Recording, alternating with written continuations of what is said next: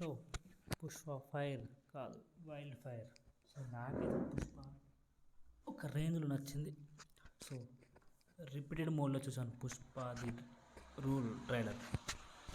So best trailer అని చెప్పాలి. So ఒక రేంజ్లో ఉంది. సో ఇప్పుడు చెప్పక కొత్త విషయం ఏంటంటే,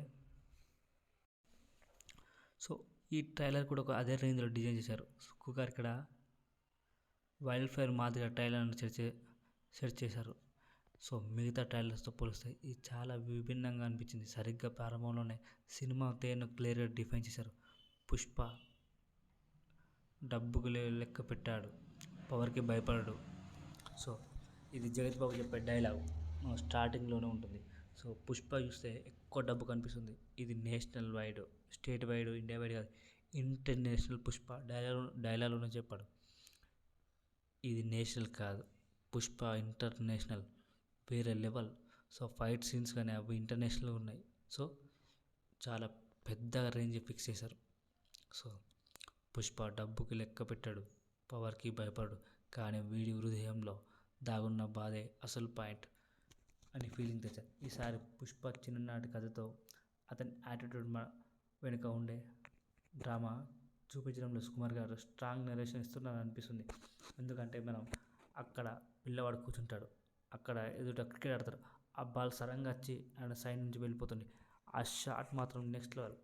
మీరు ట్రైలర్లో గమనించండి, ఆ క్రికెట్ సీన్ కాడ ఒక పిల్లవాడు బాధతో ఉంటాడు.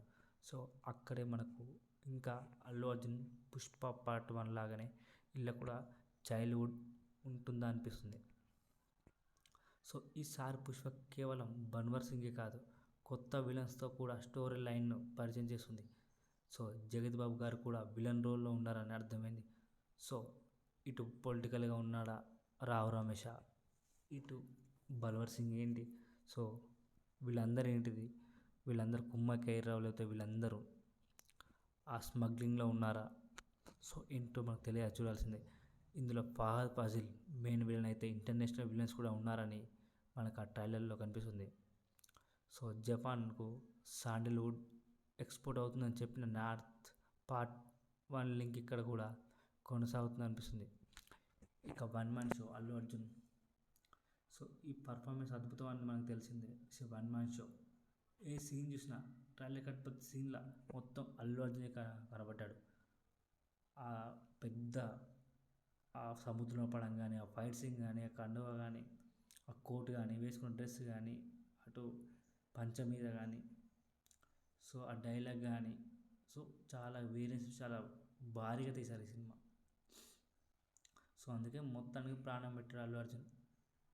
సో ఎన్బికే బాలయ్య షోలో చెప్పాడు పార్ట్ 3 ఉందంటే, వామ్మో నాతో కాదు ఇక చాలు, ఇక్కడికి ఏం చేసాం. సో ఆ రేంజ్లో కష్టపడ్డాడు అని అర్థమైపోయింది. సో ఈసారి మరింత డెప్త్తో పుష్ప క్యారెక్టర్ జీవించి ఉన్నట్లు అనిపిస్తుంది.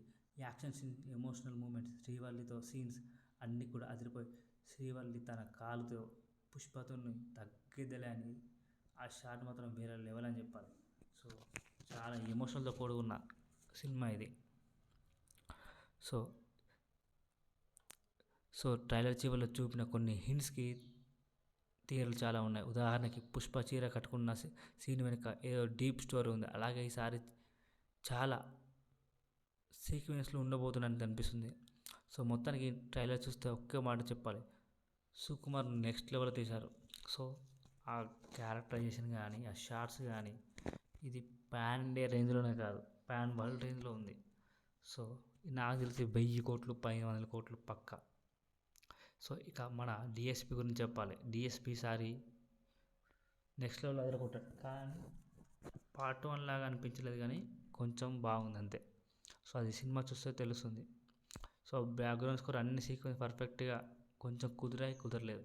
అలాగే విజువల్స్ కూడా మాత్రం నెక్స్ట్ లెవెల్లో ఉన్నాయి, చాలా గ్రాండ్గా ఉన్నాయి. సో బడ్జెట్ పెరగడం వల్ల ప్రొడక్షన్ వాల్యూ స్పష్టంగా కనిపిస్తున్నాయి.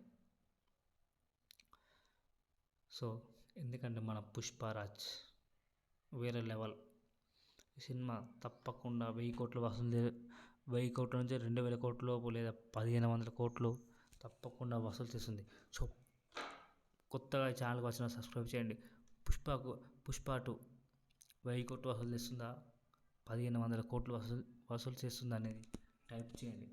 సో ఎంతమంది కామెంట్స్ ప్రూవ్ అవుతాయో రిలీజ్ తర్వాత చూద్దాం. ప్లీజ్ కామెంట్ చేయండి.